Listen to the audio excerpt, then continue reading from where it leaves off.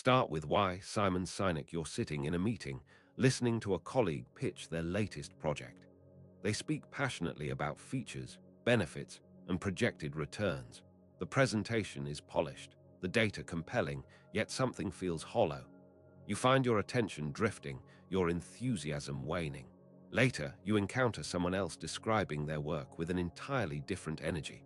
They speak not of what they're building, but of why it matters, of the change they hope to create in the world. Suddenly, you're leaning forward, fully engaged. What creates this profound difference in how we respond to ideas and leadership? Simon Sinek's exploration of purpose-driven thinking reveals a fundamental pattern in how humans connect with ideas, leaders, and movements. At its heart lies a deceptively simple framework called the Golden Circle, which suggests that the most inspiring leaders and organizations communicate from the inside out, beginning not with what they do, but with why they do it. This inversion of typical thinking patterns touches something deeper in human psychology, speaking to our need for meaning and belonging. In an age where we're bombarded with countless choices and messages, understanding this pattern becomes essential for anyone seeking to create genuine connection and lasting impact. The Golden Circle consists of three concentric layers, each representing a different level of understanding. The outermost layer represents what we do, the products we create, the services we offer, the results we achieve. This is the realm of features and specifications, the tangible manifestations of our efforts. Moving inward, we encounter how we do these things, our processes and methods, the unique approaches that differentiate us from others. But at the center lies why, the purpose and belief that drives everything else. Sinek suggests that while most organizations and individuals communicate from the outside in, starting with what they do and working toward their deeper motivations, truly inspiring leaders reverse this pattern. They begin with why, allowing purpose to illuminate process and process to give meaning to product. This isn't merely a communication strategy. It's a fundamental shift in how we understand motivation and connection. Consider how this pattern manifests in your own life. When you're most engaged and energized, you're likely connected to a deeper sense of purpose, a clear understanding of why your actions matter. The work feels meaningful not because of its immediate outcomes, but because it serves something larger than yourself. This connection to purpose creates what Sinek describes as a biological response, triggering feelings of trust and belonging that mere transactions cannot achieve. The psychological underpinnings of this framework reveal why starting with why proves so powerful. Human beings are not entirely rational actors making purely logical decisions. We're driven by emotions, relationships, and a deep need for meaning. When leaders communicate their why clearly and consistently, they're speaking to the part of the brain responsible for feelings and decision-making, not just the analytical processing center that evaluates features and benefits. This understanding transforms how you might approach your own communications and leadership. Rather than beginning with credentials or capabilities, you start with conviction. Rather than leading with logic, you lead with purpose, allowing reason to support and strengthen an already established emotional connection. The difference is profound, moving conversations from transactions to relationships, from compliance to commitment. Yet perhaps the most intriguing aspect of this framework lies in its connection to how ideas spread through communities. Sinek draws upon the law of diffusion to explain why some movements gain momentum while others, despite superior resources or logic, fail to take hold.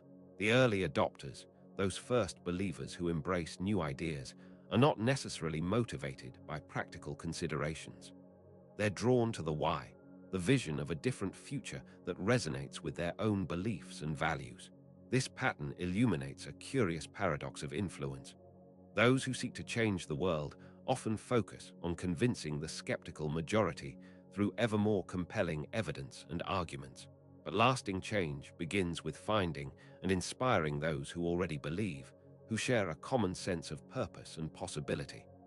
These early believers become ambassadors, their authentic enthusiasm creating the social proof and momentum necessary for broader adoption. You might recognize this dynamic in your own experience of change. The ideas and movements that have most profoundly shaped your thinking probably didn't convince you through logical argument alone.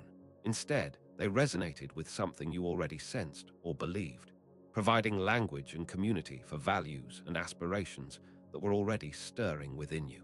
This recognition reveals both the power and responsibility that comes with starting with why.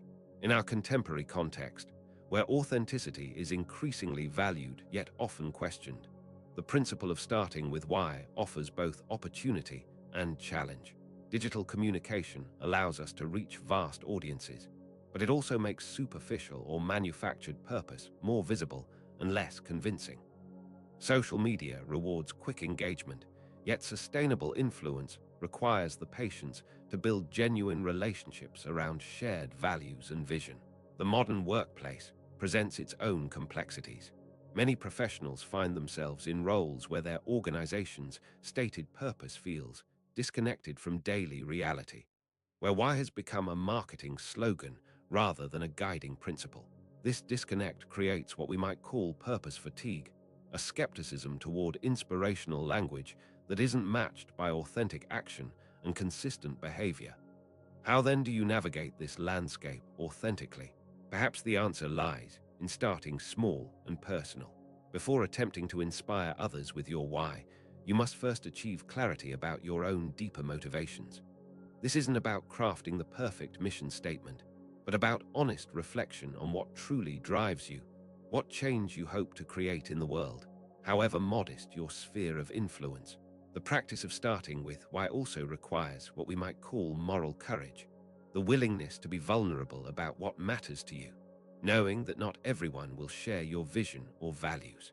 This vulnerability creates the possibility for genuine connection, but it also opens you to criticism and rejection.